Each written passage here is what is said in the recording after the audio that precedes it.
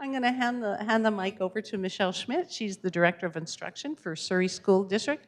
I want to do a little bit of a sound check. Can you hear us at the back? You're doing okay? And over at the side over here, I don't want to swallow the microphone, but I want to make sure you can hear and it's not garbled. We do have phonak equipment also from the back, and we have some handhelds. That's a little bit of housekeeping before I hand it to Michelle. So part of the big part of that is we do have cart services here, and she is typing everything that people are saying, and if you're asking a question or making a comment, then we need her to be able to hear. So if you have something to say, your hand goes up, and then Katie will try and get you quickly, and there's Katie in the back, and she'll give you your little handheld. Okay, so I'll turn it over to Michelle as she welcomes us into her district. So thank you. Thank you, Joe. Good morning, everyone. Before we get started today, as we always do when we have events in the Surrey School District, I would like to first of all acknowledge the lands on which we work, play, and learn, and the fact that these are actually on the shared traditional territory of the Katzie, Kwantlen, Semiahmoo, and other Coast Salish peoples. We recognize their contributing connections to the land, the water, and the culture. We pay our respects to their elders, past, present, and emerging. We are really, really excited to be here today. As Joe mentioned, we talked about doing this, and generally there would be, 50 or 60 people attending this event. And as you can see, there's a significantly larger number. Just trying to get a sense of where people are from in terms of school districts. Who thinks they're the farthest district away, aside from those who are live streaming? Welcome to you as well. Districts represented, Abbotsford. Excellent, great turnout. Delta. Excellent, welcome. North Vancouver. Excellent, West Vancouver. Anybody from West Van? Oh, yes, welcome, Vancouver. Okay, great. Richmond. Oh, welcome, Burnaby. Okay, Mission. Anybody from Mission? They have a very small department, I know. How about Maple Ridge, Pitt Meadows? Excellent, where I used to work for 10 years, so good to see people from that district. Coquitlam. Anybody from Coquitlam? No. Who haven't I mentioned? Who's from a district? Yes, what district are you from? Chilliwack. Excellent, welcome, good to see. Langley, sorry, how did I forget Langley? Our bordering neighbor, sorry. Excellent, yes. New West, perfect, and a very small district, so welcome to you. That's awesome. Anybody else? I think we've hit the whole Lower Mainland. Surrey, of course you're from Surrey. That's excellent. Great, so many districts represented. One of the things that we find, at least I find this when I attend conferences, is that a lot of what I get out of those conferences is the opportunities to network with other people, to meet other people, to find out what those individuals are doing. So that's going to be a great opportunity for you all today.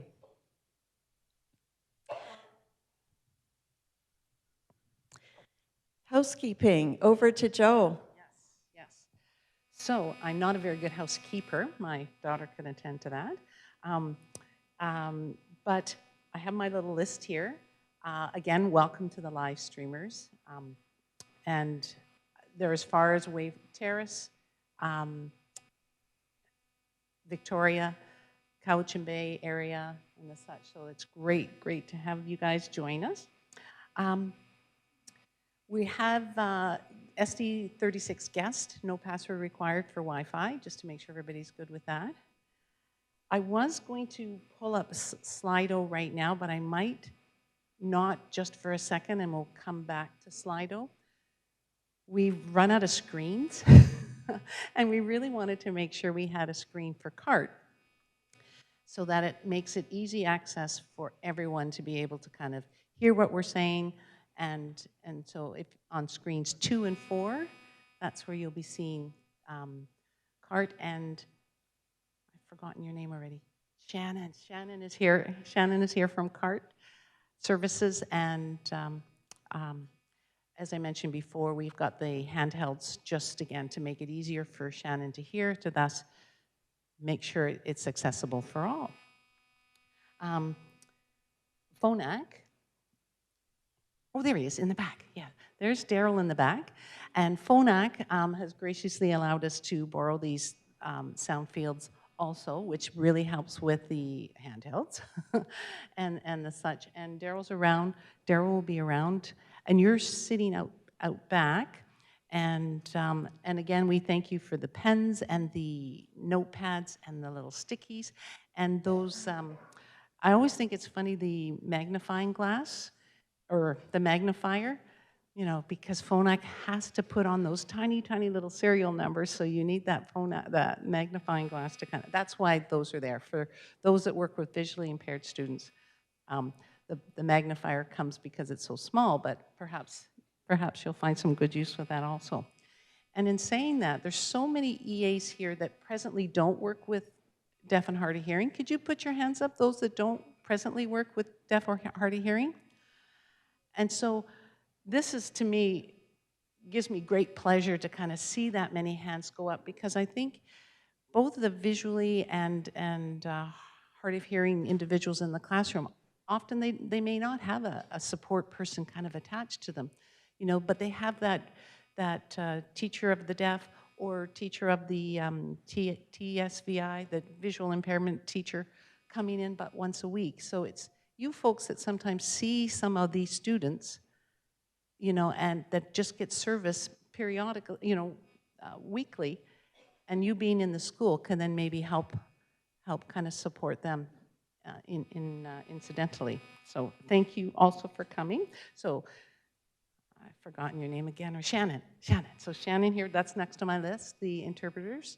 No, I don't even have that. I've got a different list. Bathrooms. I think many of you would have found them just around the back. When you go out the door, bathrooms are right out in there. When we go to breakout rooms, I'll explain a little more later. So we're on the first floor. There will be 2 rooms down there, 1 bigger room where 2 groups will be sharing, and then 3 of us, 3 smaller groups up here. And a few other little thank yous and the such. So Dana, I just saw you walking in, give a big wave. This is part of our little planning committee. I signed up for them and said I need help. So Dana is a Surrey School District employee who works with the visually impaired, and Susanna at the same table there. So they've been instrumental in helping us here. And Jessica's from North Van. And where'd you? I saw you walking in, Jessica. There's Jessica way over there. You saw her. These ladies. Thank you for the registration table. Alana Pierce is over in the far corner over there. She's Deafblind Outreach. You'll see her. You'll hear from her later. And Jennifer Jesso joined our team a little late from PRCVI. So thank you, Jen, for joining in. And Rachel, where did you? Oh, you can't see Rachel, but I think many know Rachel. She has the braid. She's sitting in the back helping direct the live stream to make sure we're catching what we need to catch. And she's probably going, wrap it up, Joe, wrap it up. And then Michelle, thank you again. And then Michelle's team of like Sandra, Kim, Cheryl, Tammy, Kathy, there's Eleanor, thank you. You know, just, I mean, look at the great little packages. You've got like our logo with the, you know, a notepad and pens and the such. And so we couldn't have done that. There's no way we could have done that without all these great people. And then Greg, pronounce his last name? Greg Chirac is over in IMS, and he set up the live stream page.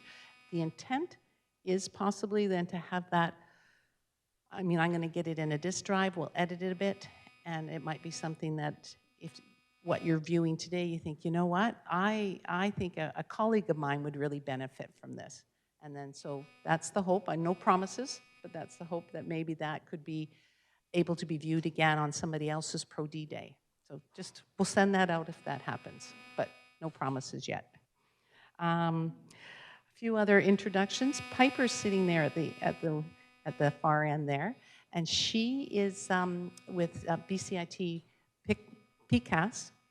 And so last year, she did a little presentation. This is post-secondary communication access. And so she is here only till the break time, because since she's going to head off to another conference. So any of you here were last year, or if any of you are interested and curious about PCAS, then there's Piper right over there. Jody is from, us oldies know it as Western Institute for the Deaf and Hard of Hearing, WIDDHH, and so they have a new name, WAVE. Oh, can you say it again? Say it again, your new name. WAVE. Okay, interpreter, could you? Yes. Wavefront. Wavefront Center. Yeah, so it's so new, I'm still going to call it WIDHH. And so, and I believe, Jody, are you just here just for the morning, or? Just till noon, just till noon. So if you wanted to touch base there, excellent. And Bev King is a past employee of Surrey, and I think a few other districts. She can let you know, but she's got some beautiful wares there. I think we put that in the one newsletter to come out, so you know that she's over there at that side. And I think Auditory Outreach and CHA are coming this afternoon, so we'll introduce them when they come in. A few more little housekeeping. Fire regulations insist that we kind of keep all these back ways kind of clear so people can easily access. So if you're feeling you need to stand at the back, great, but please not to bring a chair to the back, because it kind of restricts the walkway there. Excellent. Within your folders, we have an evaluation form. Last year, we only got like 6% responding, and we really want to get your feedback, your input. So there should be one in there. And you'll notice under the shape of the day, already we're a little bit out of order. But so Shelley Williams will be with us in just 1 minute. And so there's an evaluation form, and I just thought of it now. I forgot about a box to put them in, but we'll figure out. There'll be a pile at the end of the day. You know, if you can fill them out, that would be great.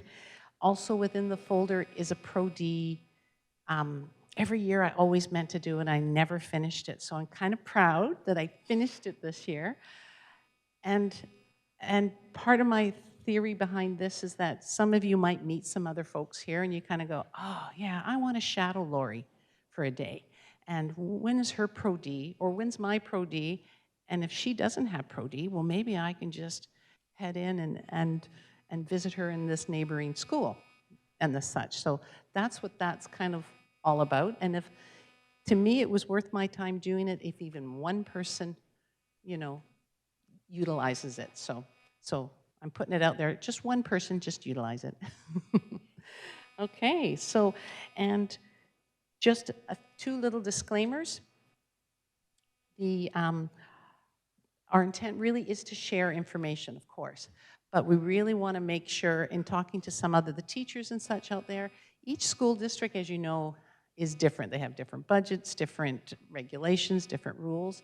So as you head back, you know, definitely, I know you're all ones to consult with your teams and your teachers, but I was asked to kind of put that out there that sometimes it gets overwhelming for people coming back, and it's great that we can hopefully get people excited about some things, but to know that it doesn't always work in each district, different rules in each. And we are recording, as I kind of mentioned before, so I needed to make that disclaimer. Great. So, Shelley, if you wanted to kind of make your way over this way, last year, this was something we were also talking about, was just the difference between, now I think yeah, we got all there. Now, you have your computer? Okay, so we're just going to quickly swap out the computer. And so this was something that was kind of brought up last year. And it's what I find interesting is the one person that brought it up actually wasn't able to make it today. But I think it's good information. And it's just that understanding then the difference between a signing EA and a registered interpreter and the such. So Shelley is, I think she's done work next week. Yeah, so congratulations. Oh, this Friday, okay. So if I'm going to give the microphone over to one of the interpreters, and they'll voice for Shelley. So it's all yours, Shelley. Thank you. Can I move my computer up on the podium here? Oh, I need to have the notes on my computer. Can you get those set up too, please?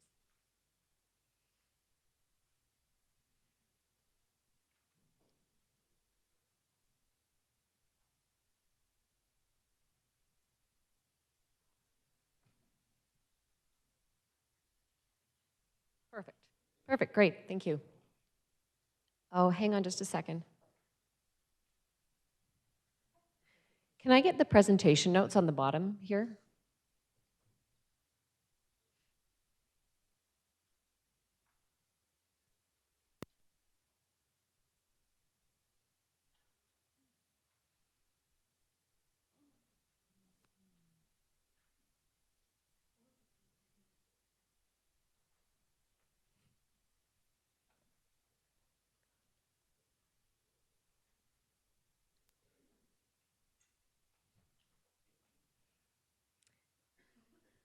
Hello, everyone. Good morning.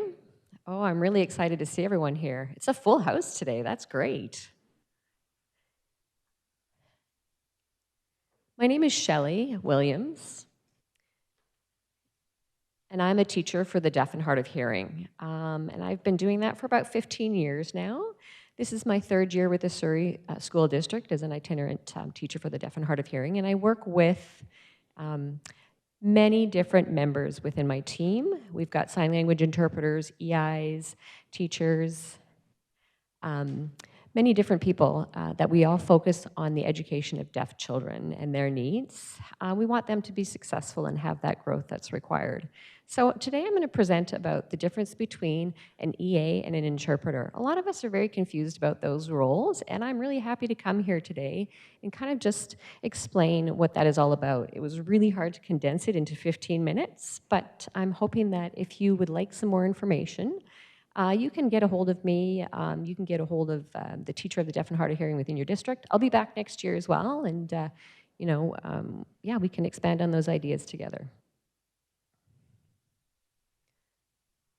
Before I continue talking about the role of the interpreter and an EA, I really wanted to know or to explain what ASL is. How many of you use ASL? How many of you have learned ASL? Some people do. Some people know what it is. Perfect. That's great. I'm really happy to see that, and I would really like more people to learn ASL. It's quite wonderful. We do have a lot of people that think ASL follows the English language, and it really doesn't. ASL is itself a natural language, and there's a lot of work required in translating between the two languages. ASL and spoken language are different. Spoken language you can write, but ASL is a visual language. ASL uses spatial areas, syntax. It has its own grammar. I don't know if you knew that, but it has its own grammar, and the grammar is often located in your face, and that's part of the grammar of ASL. It's really important to have the facial expression included whenever you're using ASL. And you cannot learn ASL by reading through a book. It is just not possible to do that. Many people think that they can go ahead and learn ASL and study from a book and follow whatever the book says, but that really is more of an English word order, and it doesn't work for ASL that way. Some of you maybe know Signing Exact English. The acronym is CSEE. It follows the English word order, but that is not a language. It's not. It's kind of a made-up accommodation. So it really is, the concept isn't appropriate. We really shouldn't be using that. I'd really encourage all of you to use ASL. It's a natural language. The concepts used within it are very clear. It's the same as any language. You know, it takes many years to become fluent within ASL. It's like if you're learning French, you really need to be immersed within that language, within a community, to become quite fluent and skilled in the language.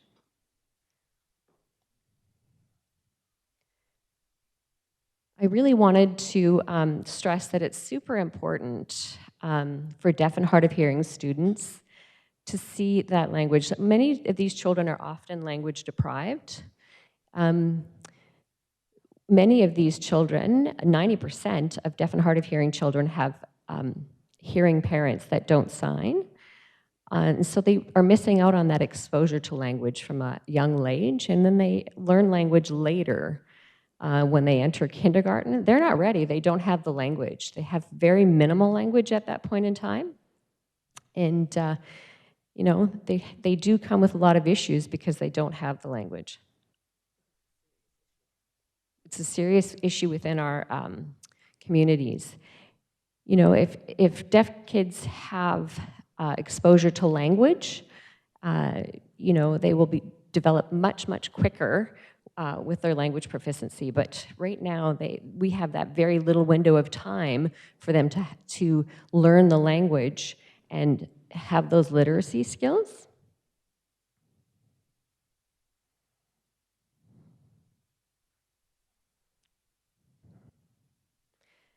The impact, for example, of language deprivation is very clear, and it's, you know, language is a lifelong learning. If they don't have the language skills, then the cognitive skills don't develop as well. They have emotional, psychosocial development delays. It's really hard for them to have the different resources that are required, and they're delayed within so many different areas. I do have a quick video. I'm hoping that it works, just to kind of show you what I mean.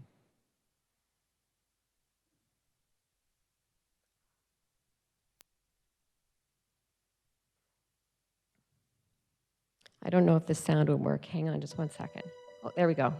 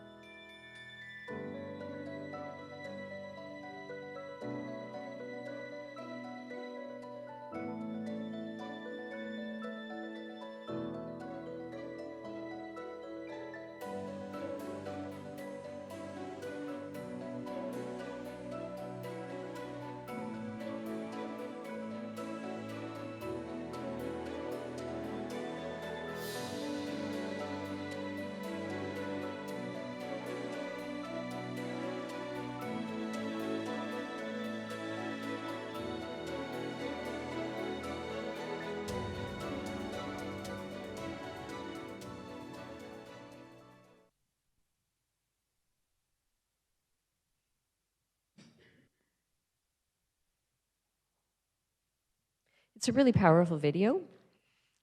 You can see the impact that language deprivation has for deaf kids growing up without language. So it's really important for children who are deaf or hard of hearing to learn language from the very beginning. So the reason why I'm talking about this, we want to minimize the impact of language deprivation. How can we go about doing that? And so that's where you're all involved. So we're talking about EAs working with deaf and hard of hearing students and registered sign language interpreters working together with the instructors. We really have to work together and use ASL so that they have full access to language, and it's a full visual language for that communication access. It's important for those kids to have a rich environment of exposure to develop that language. Research has shown if a child learns ASL, they will develop their English language as well. It's shown that it's a benefit to have ASL, to have that language of instruction. And it's also very important to have early intervention with ASL, have that exposure to allow that their both languages can develop. A lot of hard of hearing students also miss that incidental learning, and it's our responsibility to be able to expose them directly to language, to make sure that they do develop those language skills as well. So really now I'd like to talk about the difference between an interpreter and an EA, especially those EAs that know sign language. Many people think that because the EA can sign, they don't need to have an interpreter within that classroom. It's very important to have both. And for the child, for all deaf and hard of hearing students, they don't all need to have interpreters. Some hard of hearing students only need to have EAs, but it's important to have both EAs and sign language interpreters on the team. I'll explain a little bit more about that later, but right now I'd really like to talk about the role of the interpreter. And what does that mean, a sign language interpreter? How do they become a sign language interpreter? So I'd like to explain a little bit about the process for that. Interpreters really need to formally train and study ASL, the same as if you would be studying English or another language. They need to study and really acquire ASL before they learn how to become an interpreter. They have to learn the language so that when they do become an interpreter, they can switch between both languages. And so they actually have a formal training process. So the first part is they have to take ASL classes for a few years, level 1 to 4. And then they have to go to the ASL and Deaf Studies program at Vancouver Community College to learn about allyship, to learn about deaf culture. They do take a variety of different courses there over the 10 months. That program is not only for interpreters, it's for anyone who would like to learn about ASL and Deaf Studies. So if any of you are interested, you could check that out. It really shows the difference between what allyship looks like. It's a 10-month program. It has, I think, level 1 to level 4, plus many different courses involved in becoming an ally as well for that 10-month program. If you're interested in that, it is a full-month, 10-month program, or full-time 10-month program. You can check that out if you'd like to. That program is really a great program for anybody who's involved in business or in the medical realm.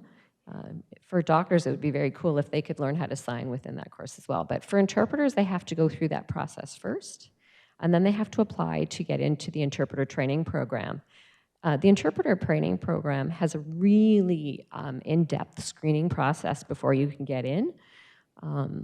They want you to have a lot of different skills. You have to know about deaf culture, the history of deafness, and then you actually have to have the skills within sign as well. The screening to get into that program has different raters, not only hearing instructors, but they also have the deaf community members involved in the screening, and that's a 2-day screening. A lot of people think that you could just apply and get in, but you actually have to have the skills before you apply. You have to go to this weekend of screening, and then you can get into the 2-year program. That 2 years is a really intense program. It's quite intense and a very heavy program, but once they're finished, they have one more step before they can actually become an interpreter. For BC, you have to be a member of the Professional Interpreter Association. It's under the Canadian Association of Sign Language Interpreters. The acronym is CASLI. You have to be a member of that, and then you can pick your provincial chapter. So here in BC, we have the West Coast Association of Visual Language Interpreters, and the acronym is WAVELY. Here in BC, we're a little bit unique. It's required to be a member because we are the only province that has title protection. And that title protection is to protect the interpreters and the consumers. We want to make sure that we have professional qualified interpreters to go ahead and interpret here within BC for deaf and hard of hearing students and adults. You know, a lot of people take different levels of sign language classes and they believe that they can go ahead and interpret, and it is not appropriate. They are not qualified or skilled to be a professional interpreter.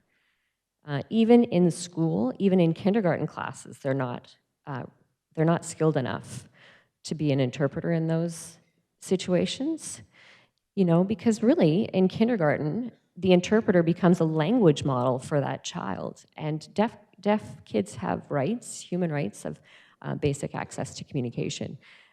And also within these associations, we do have a code of ethics that interpreters have to follow.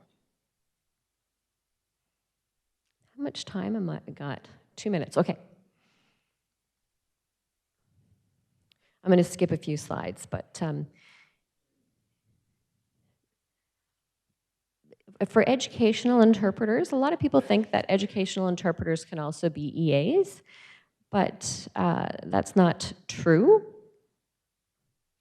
They can be part of the educational team. They can be part of the IEP and the discussions that go on with that, because it's about the student and their learning process and how they communicate. So they can be involved with the educational team, but the boundaries do change as well. You know, from kindergarten, primary school ages, they're a little bit more involved with those children. But when they get into the high school classes, they do tend to step back a bit and set up those boundaries of what an interpreter would really look like when they become an adult. Interpreters are not helpers. They're there to interpret and facilitate between the two languages.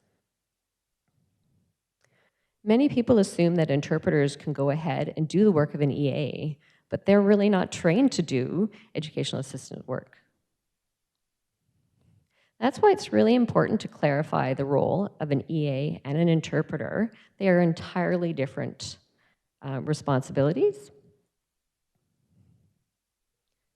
And a lot of people assume that interpreters are there for just the deaf person, but do you know that hard of hearing students benefit from having an interpreter in the classroom as well? Because it's a visual language. They can see what's going on as well as use whatever hearing they do have, because sometimes hard of hearing students miss what's going on. They have to work extra hard.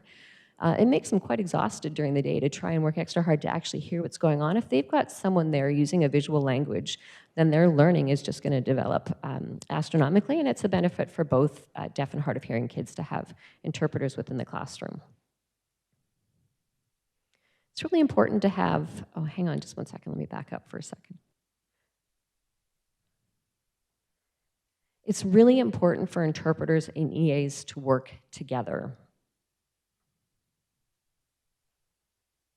And at the same time, respect each other's roles. It's not always easy to figure out the roles that they each have, but it's important to work together and figure out what that's going to look like for the success of those kids. And also, I would like to add, not all deaf and hard of hearing kids have EAs. Some of them are equal to their classroom level and they don't require an EA, they just need an interpreter. You know, or you have some students who are so far behind, they're really struggling within the school setting and they need to have an EA, so they need to have both. And for those EAs who work with deaf and hard of hearing children, I would really like to encourage you to go ahead and learn sign language as well. Don't just leave that all to the interpreter. You know, learning about deaf culture and learning ASL will really help those children develop their language acquisition, and it will really lessen the impact of the language deprivation from their earlier years. So if any of you are interested in taking ASL classes, you can learn the classes here. The top three, the Vancouver Community College, University of BC, and the University of Victoria are all credit courses. They're formally credit courses, and they'd have different levels that you can take within those programs. The last one here, the outreach, the provincial outreach program for the deaf and hard of hearing. This is a really new course. It's an online course for our staff who would be interested in taking ASL classes. It's not a formal class, but yeah, it's a new one coming out, so great. Thank you so much, and I hope you enjoyed the presentation. Great. Thank you so much, Shelley. That was more than I expected out of 15 minutes. So thank you so much. It was very informative. And yeah, we look forward to maybe connecting another time. As you say, you're more than willing to come back maybe. Excellent. So I need to borrow that quickly. Jennifer, so you're on your way up, but as you're coming up, if I could just do a quick little Slido, what we realized, live and learn. Oh, I can't even put it in my computer. You get set up, Jen. What happened with Slido is we were going to put them on screens 2 and 4, where Slido is that opportunity to, you know, if you have questions, we could put them through, but we weren't thinking clearly. We needed slides for the cart, so we're short slides. So if I have Slido on my computer, so if people are asking questions, then I can monitor if there's questions. So that's why we asked you to download Slido. And then perhaps, well, one of my polls was going to be, where are you from? But now we know where folks are from. So, and I think we might be tight for time anyway. I'd much rather play Kahoot. But the Slido piece, if you have the app and you're asking questions, I can read from it from my computer. It's just not up on the screen like we had thought, but next year. Okay. Now, Jen, do you? Is there some kind of? Oh, sorry. Yeah. Is there? I think if I. Is there like a mount? Yeah. Is there a mount for this for Jen? Because she needs her hands to.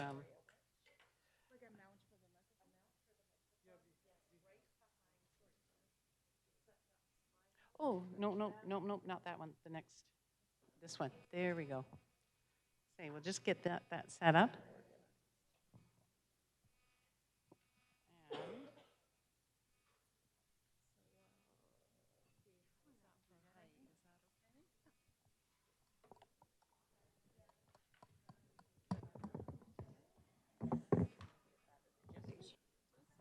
That should be good. I'm going to put it right here. Gonna work for you there? I think so, yeah.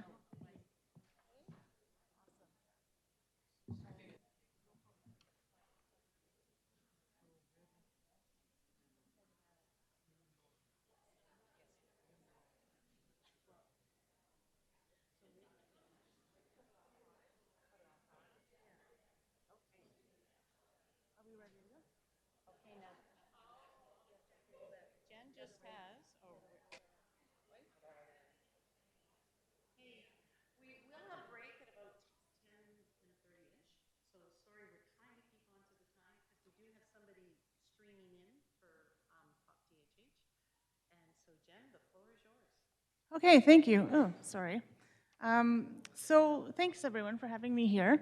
I am here to present about the ARCBC, which is the Accessible Resource Center in British Columbia here.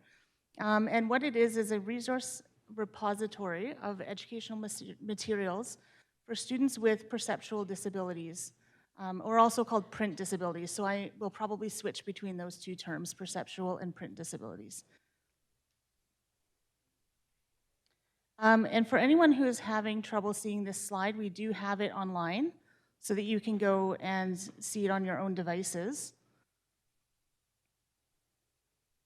And so the link for that presentation is bit.ly/ARCBC-FUN19.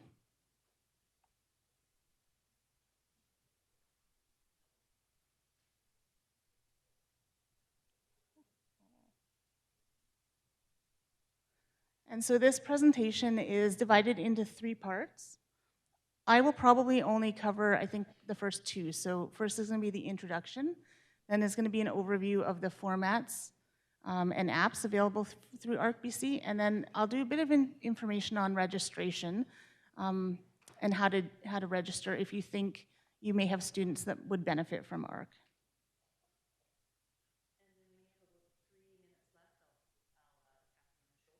Sure, sounds good.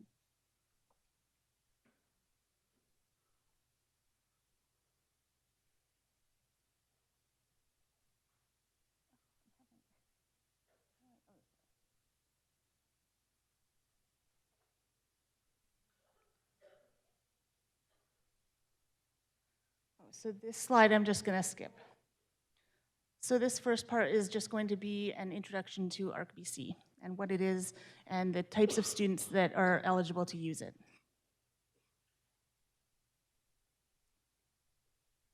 So the Canadian Copyright Act allows for materials to be converted into formats specially designed for people with perceptual or print disabilities. And it is not an infringement of copyright to provide a person with a perceptual or print disability with access to a work or other subject matter referred to in Section 32 in a format specially designed for persons with a perceptual disability. So Section 32 of the Copyright Act is what allows us to provide a repository of accessible educational materials for students with perceptual disabilities.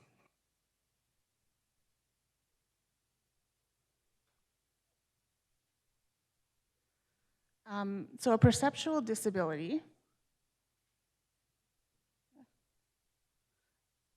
is a disability that results from difficulties seeing, holding, or understanding a work in its original format. So this would be students who have trouble seeing a hard copy print book, who have trouble understanding a print book in hard copy, and who might need, for example, words to be highlighted as they are read aloud, or students who have difficulty holding and manipulating a print book.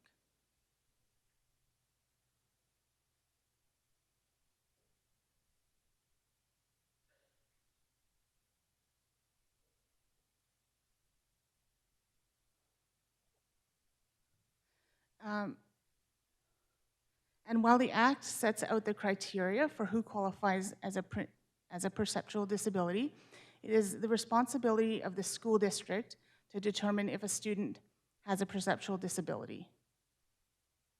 So each district will have a district contact, and the district will work to determine which students will benefit and have access to ARCBC.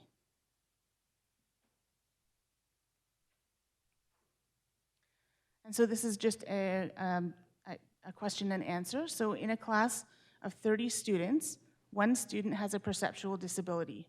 It is considered acceptable use to project an ARCBC resource on a smartboard in front of the class.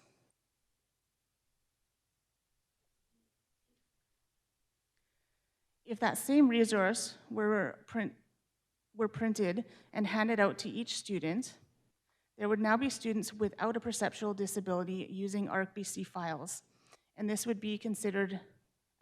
not be considered acceptable use.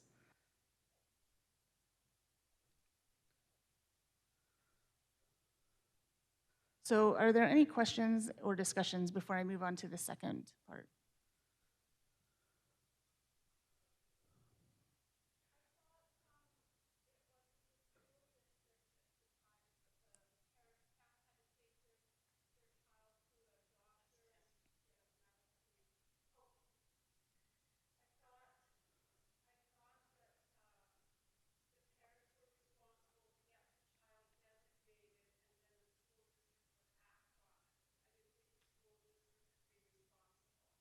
So the ARCBC, the students that access ARCBC is up to the school. The parents, the school, so there is a difference between a student getting designated, for example, at school and getting an IEP and having access to ARCBC, and those might have different requirements depending on the district. Also, there are resources that are available to families outside of the school system, for example, SELA and NELS, and they are also available to students with print disabilities, and they may or may not require documentation from the family. But those resources are completely separate from ARC.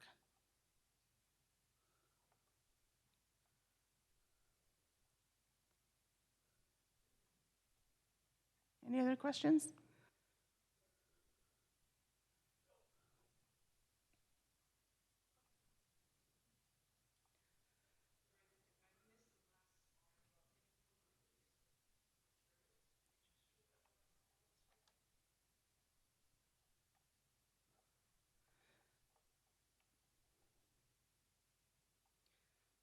So this slide is just basically saying if you handed out materials to every student in the classroom, then there would be students without a perceptual disability accessing ARC, which it would not be appropriate use.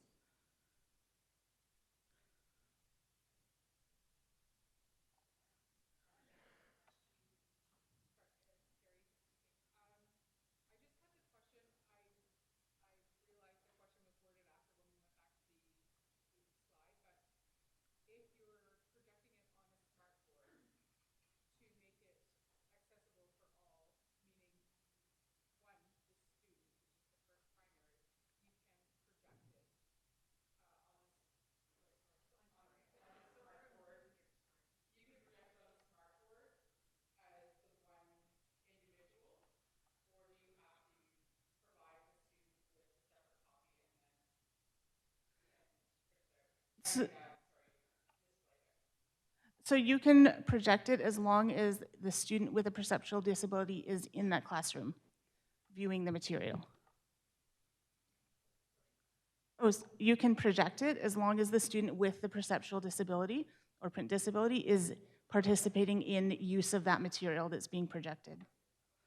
And also when a student gets signed up for ARC, the school district staff goes through some training, so a lot of this is outlined in a lot more detail. This is just a quick overview.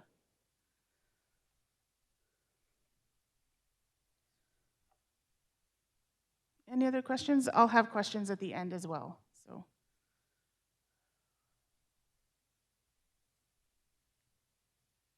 Okay, I'll continue.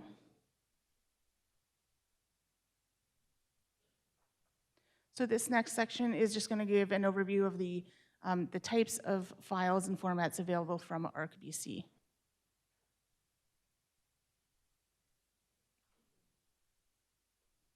So first is going to be the features of many of the files from ARCBC and the ways in which they can support students.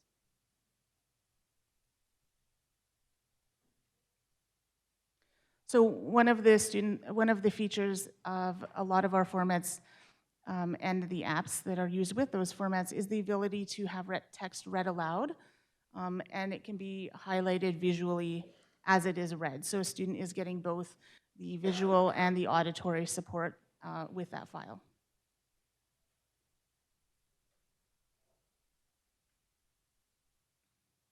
Another feature that a lot of our files have, depending on the app, of course, is the ability to highlight.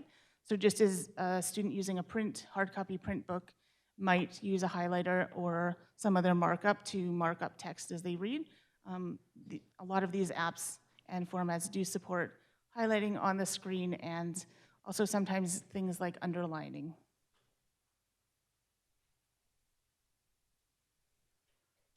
A lot of the apps do have also built-in dictionaries, so you can highlight a word and get that defined, or look it up in another reference that might be, for example, online.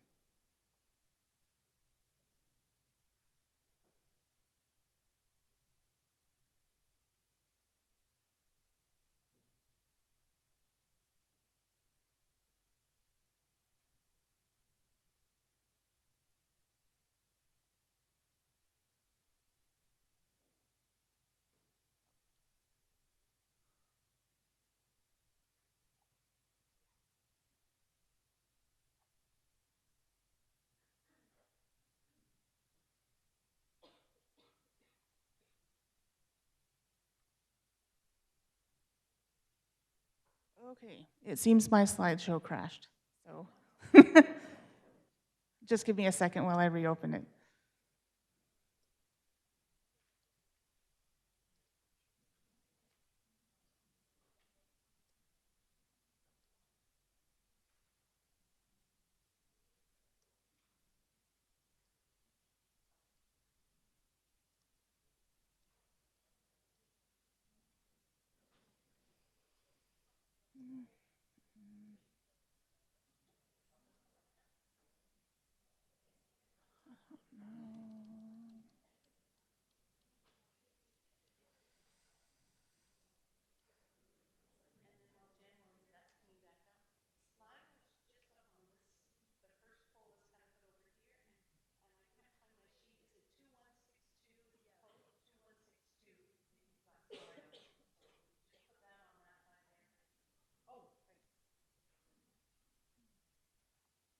So the slide, sorry. Oh, Jen, no, I'm coming in yeah, close. no problem. Because what's happening is for the live feed is that when we're using the phonak system, it's not continuing to the live feed, and they can't hear from the live feed. So if someone asks a question, we may just repeat it so that it goes to the live feed folks, and they could join into Slido also that way. Sorry.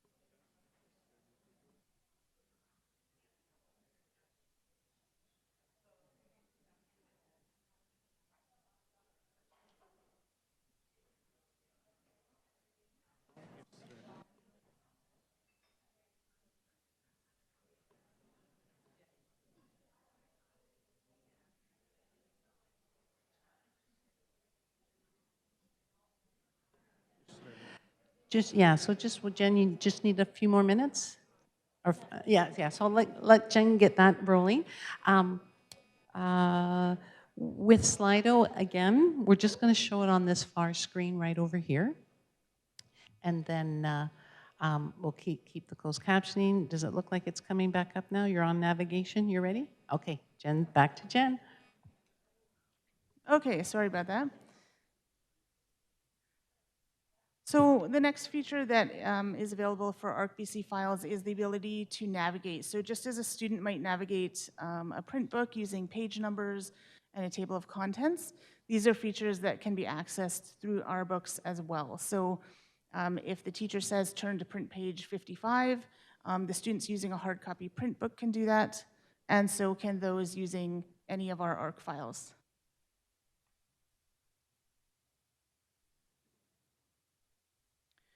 And then, of course, font size. So many students who are using our files might benefit from a larger font.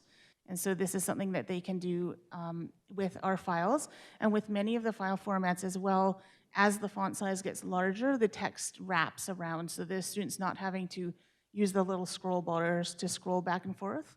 The text is just going to wrap depending on the size of the screen that they're using.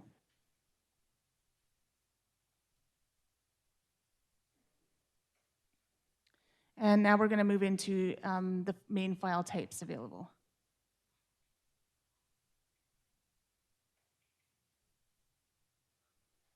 So one of the file types that we have available is PDF. And a PDF shows a layout that looks identical to the print book. So it's one of the most file format types and looks like the print layout.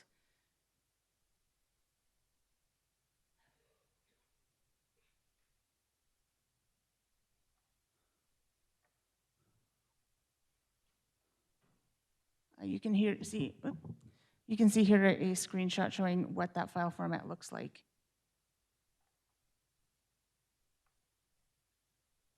And the one limitation with PDF is that the font size that cannot be adjusted as easily as some of the other formats. So with PDF, as you zoom in, you get these little scroll bars on either side of the page that you have to then manipulate in order to see different sections of the page.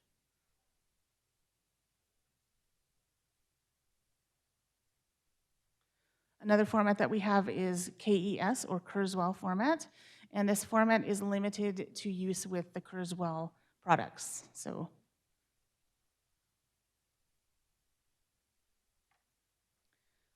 you can see here a screenshot of it, and as I mentioned, it only works with Kurzweil, so you do need that specific product to benefit from this file type.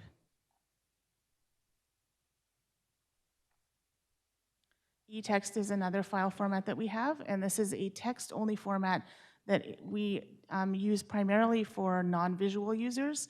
So this is text-only, and it's really useful to send to a Braille display. So if a student has a Braille display connected to their computer, they can access the text that way. And instead of images, there are text descriptions of any images. And then the final file format is EPUB.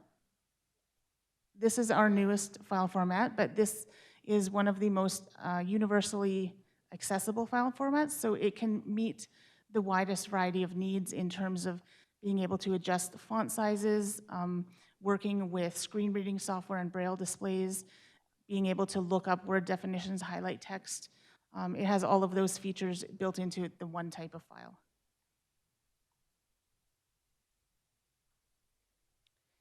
And so are there any questions about this section of the slide before I move on to just very briefly how to register for ARC?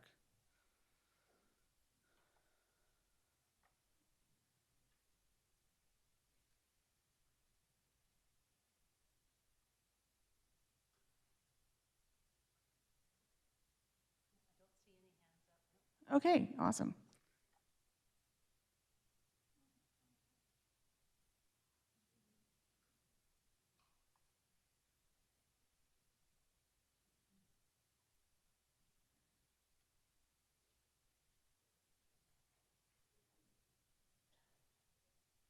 So this final section, I'm not going to actually go through because I think it's a lot of sort of in-depth information that's not that relevant to people who are not yet registered for ARC. But if you have students who you feel could benefit from ARC, each school district has a district contact, ARCBC district contact.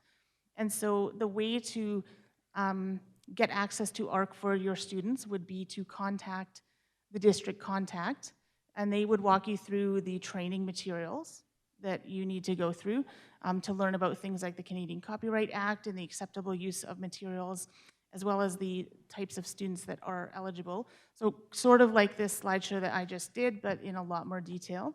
And to find that district contact, you would go to the ARCBC website, which is arc-bc.org. And click on contacts. And if you scroll down a bit to the district contact section, each school district has a contact listed.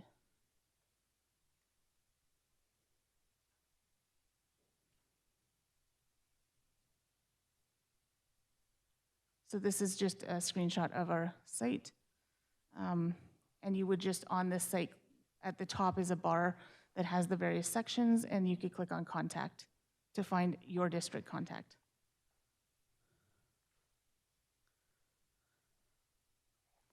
So that is the end of my presentation, and I thought I would just open it one last time for any questions people might have.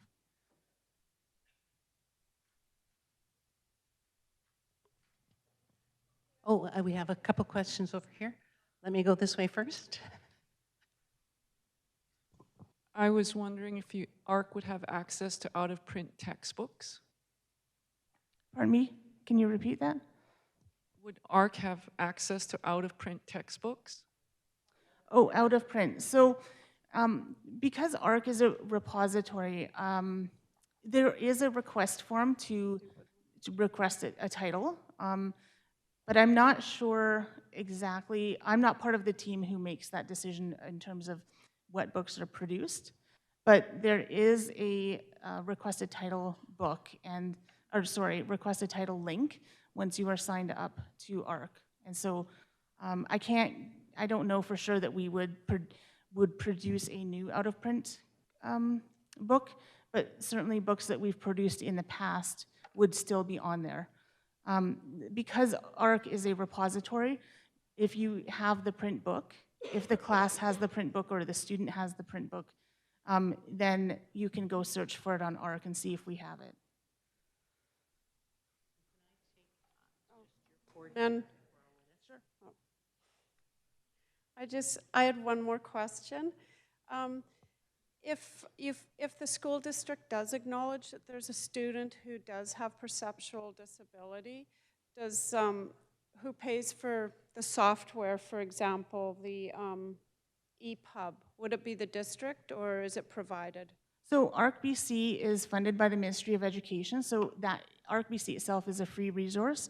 In terms of the app, that would be up to the school district. So if it was an app that was that needed to be purchased, that would be up to the school district in terms of how to get that app onto the student's device. But having said that, there are many free apps that work with our file formats as well. So Kurzweil is a paid app, but for EPUB, for example, the iPad, for example, comes with iBooks on there for free, which can open EPUB. So it depends on the file type and the app that you're looking to use.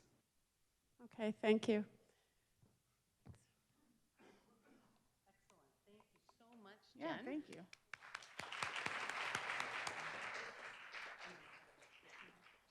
And then as Jen is saying, again, once you get that training, then you have that access. And again, check with your teams, and make sure you're all, and it is the teacher's responsibilities to be doing the programming, but there's no reason why we can't all kind of be doing some research and figuring out what's going to work for these kids.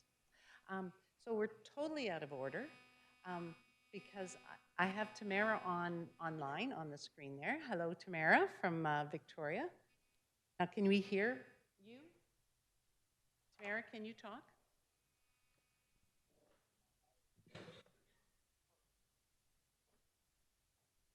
Are you muted? Oh, did you mute yourself? I can hear you, but I can't. Oh, we need the audio. So, Alana, if you want to kind of make your way up this way while we figure out the audio. Oh. Tamara, we might put you on hold for just a second. Sorry, Tamara. So Tamara's from POP DHH, the outreach, and so this is my bad. I thought made sure we had her online. We'll have a break around 10:30, but we wanted to get through some of the updates. Yeah, so for some reason we're not getting volume here. But here, if we get this back up.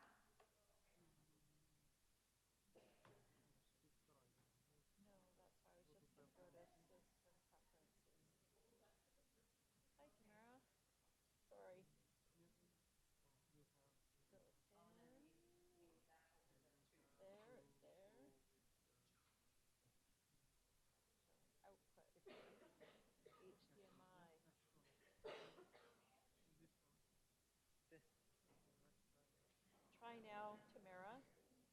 Can you say something now? Oh, no. Hang on. Sorry. Built in. That's there. Okay. Yeah. Okay. So that's showing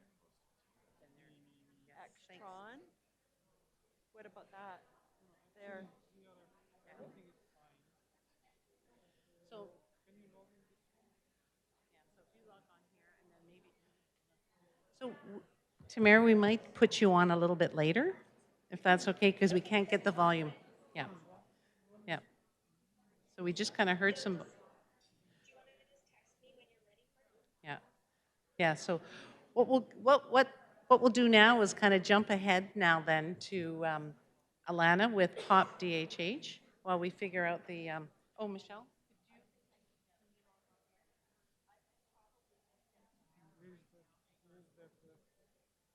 Yeah. Oh, actually, if Tamara signs, then we have the interpreters to voice. Do you feel comfortable with that, Tamara? I don't think I'm that good. Okay. That's all right. People are thinking we're brainstorming here. Yeah. Okay, so Tamara will hang out and then sorry for the technical glitches. So yeah. Yeah. So then I think if I pull up, yes. Sure. Yes, we're going to put Tamara on a different computer, but at the same time,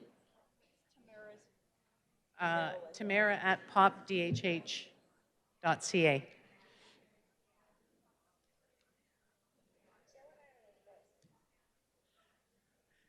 Okay, so then in the meantime, I'm going to jump. Okay, she just sent the link, and what we're going to do right now is put Alana up. Oh, take 2 seconds, and then Alana will be up, and then we get the, yeah.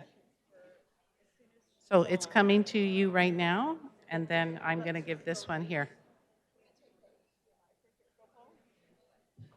Okay.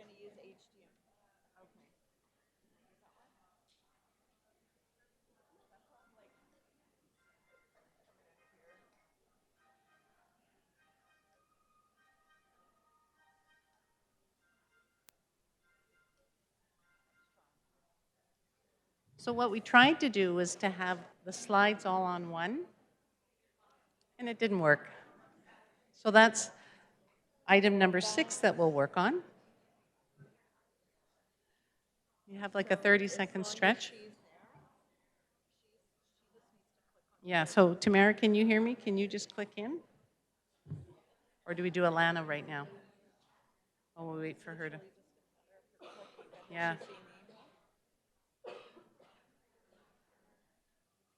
Yeah. Let me text her.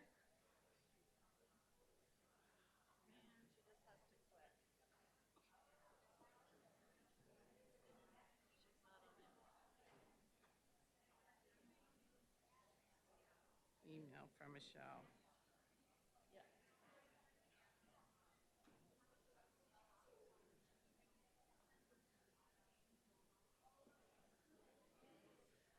Hey, so I hate to take up your break. Yes, networking time. Time to network with, amongst your table. We did take down the Slido slide, but you can still kind of add to that because I used the computer to kind of connect with Tamara. One of the things we're just waiting for her. Oh, yes, it says there's a meeting in progress, so I can't join.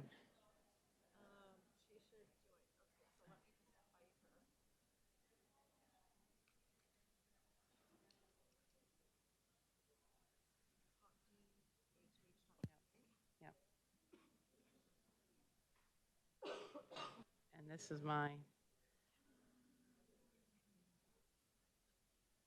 Okay.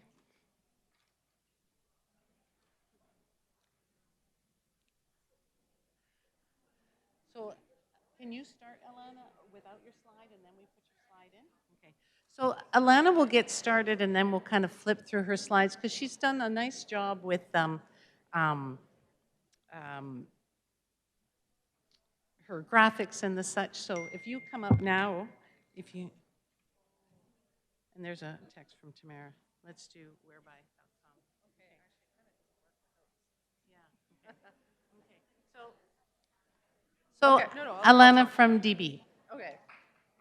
Thank you. Hi, everyone. So I'm Alana from the Deafblind Outreach Program, and I thought I'd give you guys a couple updates on what's happening at PopDB. The first thing, I can't quite show you, but we do have a new logo, and you'll start to see it more and more over the year. And the logo was part of a larger project that we've been working on, which is a new website. And our new website will be www.popdb.ca. So again, look for that. Look for that in the coming months. Your PopDB consultant will keep you updated. We always get asked, like, how many students do you see? So I thought I'd share some numbers with you. And for those who've always wondered, this year we see 63 students.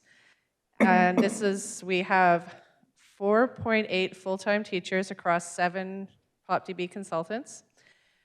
We go to 28 school districts in the province. We go to 3 independent private schools. And we have 3 distributed learning programs or online schools that we also work with. It's probably no surprise to anyone that Surrey School District has the highest number of students with deafblindness. And does anybody know the second highest? It was a little bit of a surprise this year. It always changes. This year it's Burnaby has the second highest number of students with deafblindness. On March 9th and 10th, PopDB will be hosting its annual conference. This year we'll have Kim Bartel. And Kim is an occupational therapist who has specialized in trauma and its effects on the whole person. So we're really looking forward to Kim presenting next year, or this year, but in 2020. That's all that I've got from PopDB. Thanks.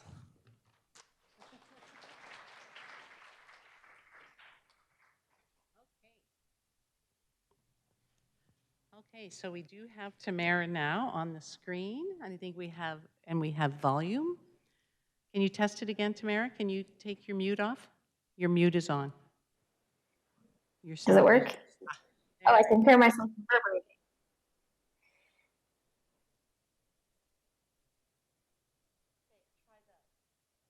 Does that work?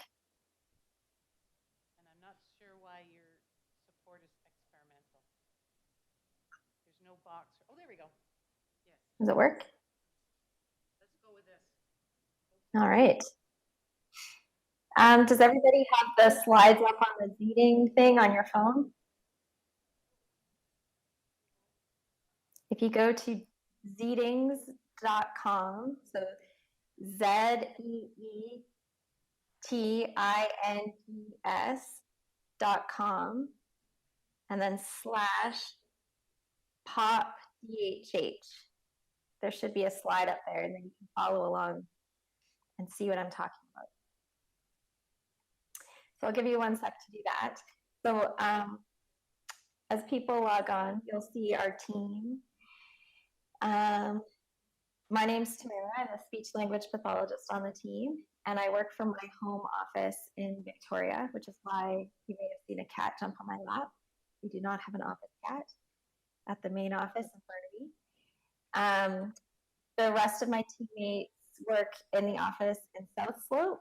So we have John Warren, our ASL specialist, Terry Maloney, who's our vice principal and a teacher of the deaf and hard of hearing, Alana Haller, who's a teacher of the deaf and hard of hearing, and she works out of her home office in Kelowna.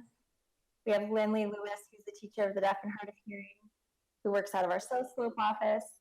And then if you call the office, you'll probably speak with Ivana, our program support person. Is everybody on the slides already? Okay. I can go back to the lovely picture of our team so you don't miss out.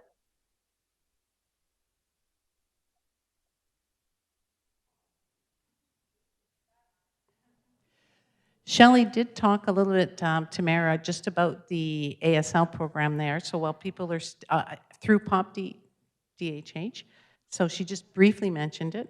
But while we're all getting Zeetings, because I'm having trouble getting onto it, we also the Zeetings/PopDHH. Let me check on my phone.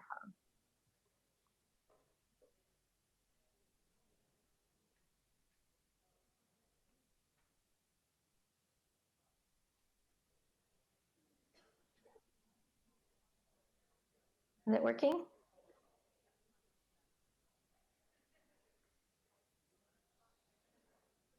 Okay, I can see it on my phone.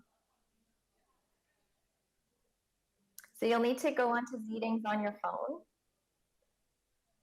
and then you'll be able to see, there we go, my slides. So just make sure This you is put the important because S. I'm getting your feedback about a couple of things in a minute. So I need you to be able to engage with the slides. So I thought I'd give you a quick overview of all the different programs we have developed under our ASL branch. John Warren is relatively new to our team, and he and Alana have been developing some different programming to try and maximize John's time and make sure that all the kids that need support with visual language and all the staff who are trying to build that capacity have access to what they need. So we have ASL Chat, which is meant for students who use ASL as their first language. It's a one-on-one class, and it's weekly for the duration of the year. It's more appropriate for kids who can actually sit at the computer for a few minutes independently and have a conversation. Office hours are wide open, so anyone can sign into John Warren's meeting room. You don't need any passwords or anything. You don't need to let him know in advance. And it's just wide open, so you can ask questions about ASL grammar, thematic, signing, that kind of thing. Even if you don't have a student who's deaf and hard of hearing, you can access that. Then we have ASL classes for students, and we have ASL classes for support staff.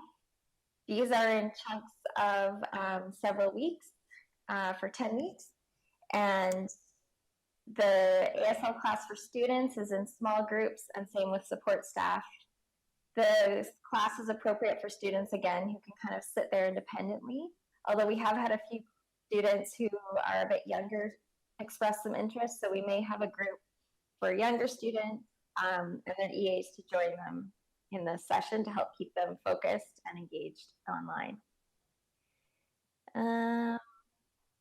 We also have ASL workshops for staff. So John and Terry will travel and do a workshop on how to incorporate sign language and visual language into different activities. And we've had student activities where it's mainly ASL focused, or John and Terry will attend regional events and just be a visual language model and show how to use visual language in different community settings.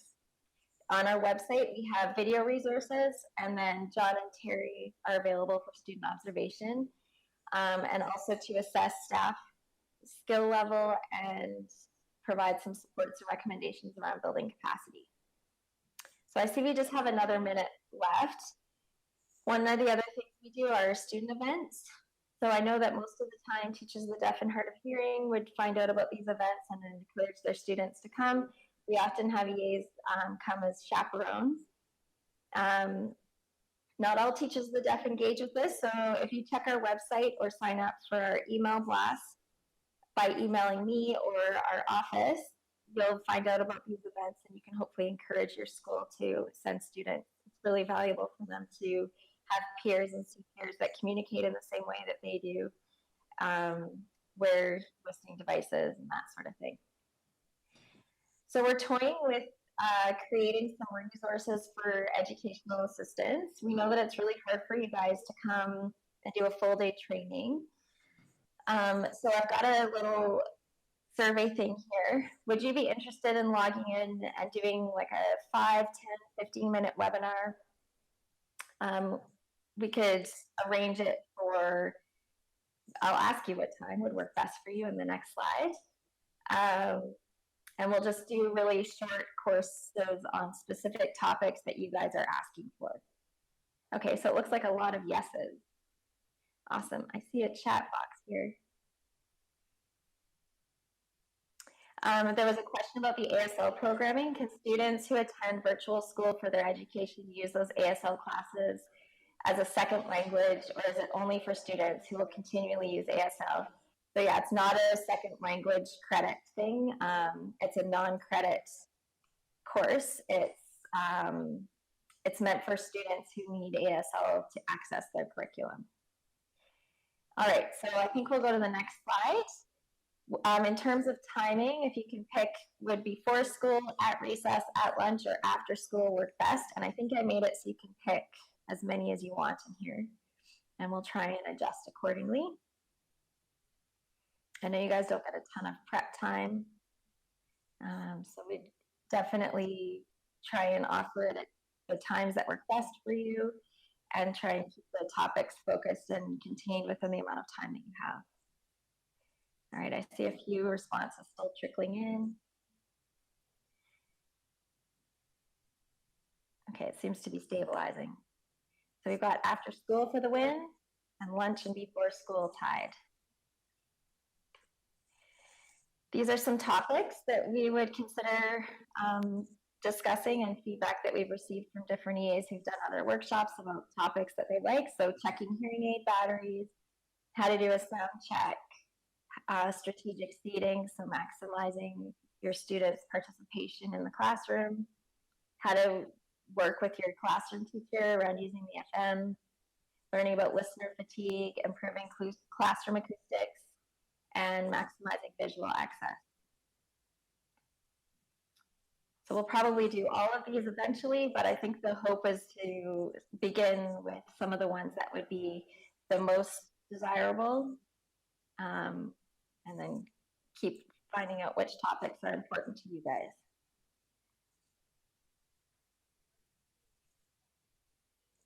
And again, you can pick more than one for this one.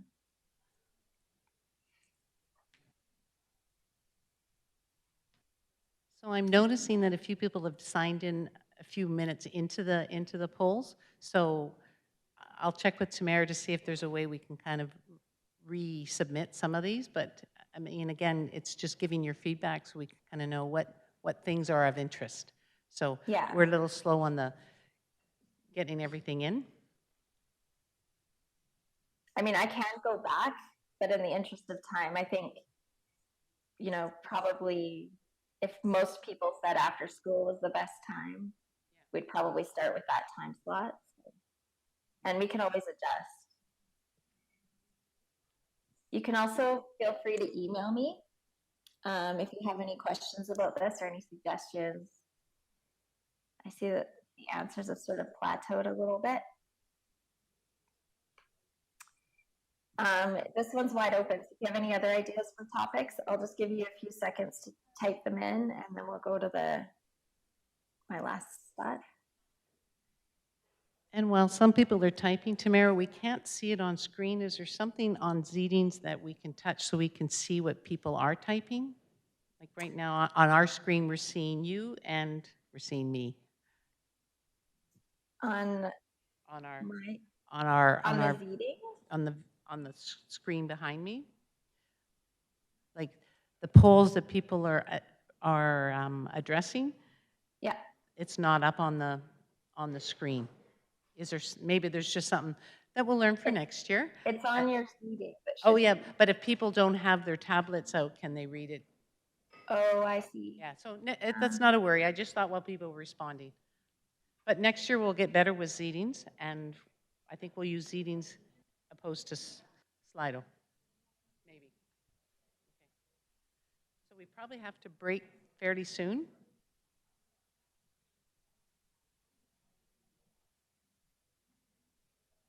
Oh, guess what? We lost your volume.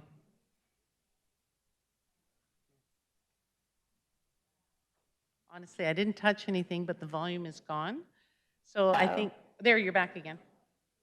So if you're interested in receiving our email blasts about different events, resources, students, activities, put your contact information in there, and then I can add you to our listserv. And I think, Joe, you shared my email when you sent out the agenda. Yeah. We'll make sure we send that out. It is just getting close to break time. Thank you, Tamara. I will make sure everybody gets your email. The acoustics or the sound was of poor quality, so we caught kind of most, but not very clearly. Thank you to the interpreters for trying to decipher that all. It just didn't seem we'd want it to stop again. But I'm hoping you know the email and what some of the services that Pop DHH now have. So thank you, Tamara, and we'll chat again. Okay, so we'll Sounds see good. you. Now, what I want to do is, there it goes.